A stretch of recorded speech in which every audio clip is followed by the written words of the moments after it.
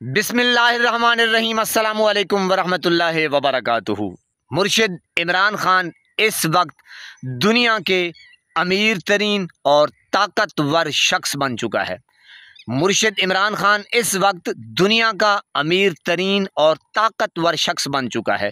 मेरी बात को गौर से सुने, दिल की खिड़कियां खोल के सुने, साफ करके सुने कि मुर्शिद इमरान खान इस वक्त दुनिया का अमीर तरीन और ताकतवर शख्स है।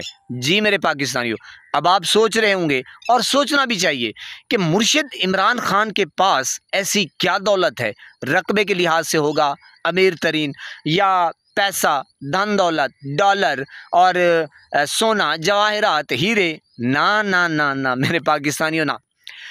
मुर्शिद इमरान खान के पास जो ताकत है, जो दौलत है, उसको कहते हैं ईमान की दौलत, ईमान की ताकत। जी मेरे पाकिस्तानियों, जिसके पास भी ये दौलत होती है वो हक की बात करता है, सच के साथ करता है और डट जाता है, लड़ जाता है, टकरा जाता है, चाहे आगे कोई ऐसी चीज़ आए।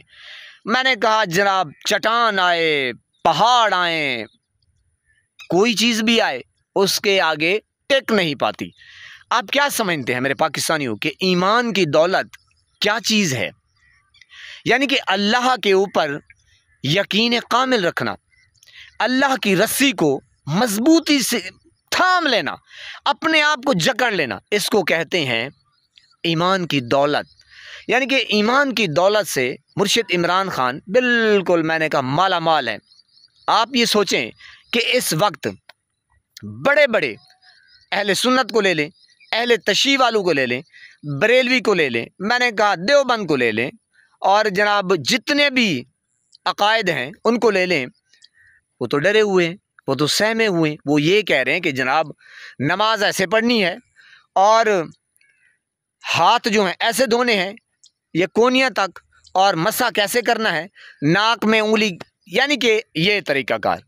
असल मसला जो है वो मसला है कि आप मिंबर रसूल पर बैठ के आपने कभी ये नहीं कहा कि मुल्क पाकिस्तान में जो चल रहा है, जो जुल्म, जो बर्बरियत, जो गरीबों के साथ हो रहा है, नाम बाबन्ना, अगर ये बोलेंगे तो फिर मिंबर पे कैसे बैठेंगे? हाँ जी, ये है सवाल, ये है असल दौलत, ये है जज्बा।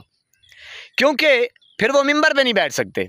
अगर हक सच की बात करते हैं फिर वो मिंबर पे नहीं बैठ सकते। लेकिन मुर्शिद इमरान खान आपके सामने है कि वो डट गया है, वो चट्टान की तरह, एक पठान की तरह। वो तो, मैंने कहा, उसने बस नारा बुलंद कर दिया, उसने ना, उसने पीछे तो नहीं देखा, उसने ना कोई डील की ना ढील दी, वो तो मज़ीद आगे की तरफ जा रहा है। तो इसको कहते हैं ईमान की दौलत। ये दुनिया की दौलत, ये तो ना होने के बराबर है। ये बस पता नहीं कोई होगा जो वो समझता होगा ये सबसे बड़ी दौलत है, ये ताकत है, ये है तो हम हैं, ये नहीं है तो जनाब पता नहीं क्या है तो क्या नहीं, पता नहीं हम रोल जाएंगे, मर जाएंगे।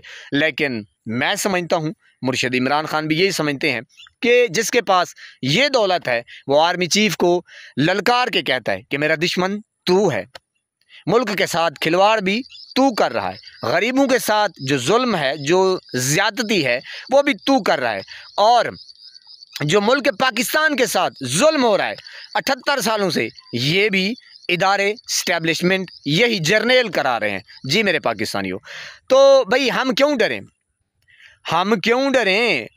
ये पा मुनीर कोई क्या चीज़ है? यानी कि ज़िंदगी और मौत, रिज़्क रोज़ी इसके हाथ में? ना बाबा, ना ना, सवाल ही पैदा नहीं होता।